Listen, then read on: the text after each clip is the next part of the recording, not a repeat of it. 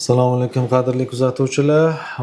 Ko'plar baribir endoskopda operatsiyasida, umurtqa jarrohlik endoskopik umurtqa operatsiyalarida ko'proq arzonroq joy qidirishadi. Ya'ni arzon joy qidirib, o'sha joyda qildirsam yaxshidi deb o'ylashi mumkin. Bu degani endoskopda masalan ko'p klinikalarda bizda O'zbekistonda qilinadi.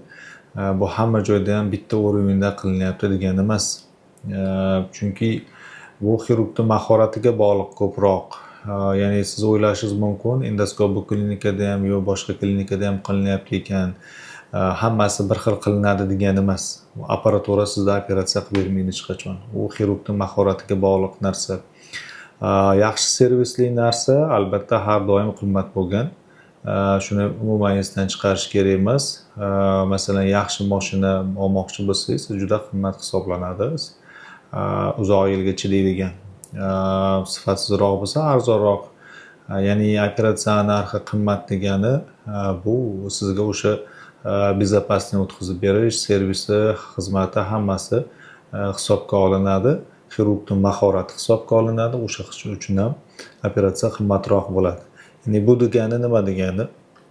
Siz o'ylashingiz mumkin, bu ham endoskopda qilyapti, bu xirurg ham endoskopda qilyapti, hammasi bir xil narsa deb o'ylasangiz, bu qattiq adashasiz. Aslida bunaqa emas.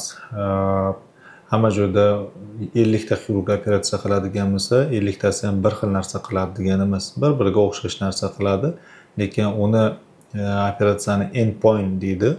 Tugash nuqtasi bor. Tugash nuqtasi u yillar davomida xirurg tajribasi davomida kelib chiqadigan narsa. Eng muhimi shu.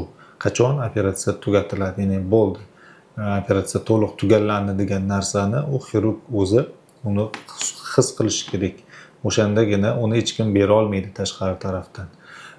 O'sha uchun ham agar operatsiya qildirmoqchi bo'lsangiz endoskopichskiy o'ylab ko'rish kerak, odzivlarni o'qish kerak, kim haqida kim ko'proq operatsiya qiladi, kimda ko'proq odzivi bor, qaysi sentrdan bemorlar ko'proq tuzalib ketyapti, o'sha narsalarni inobatga olish albatta zarur.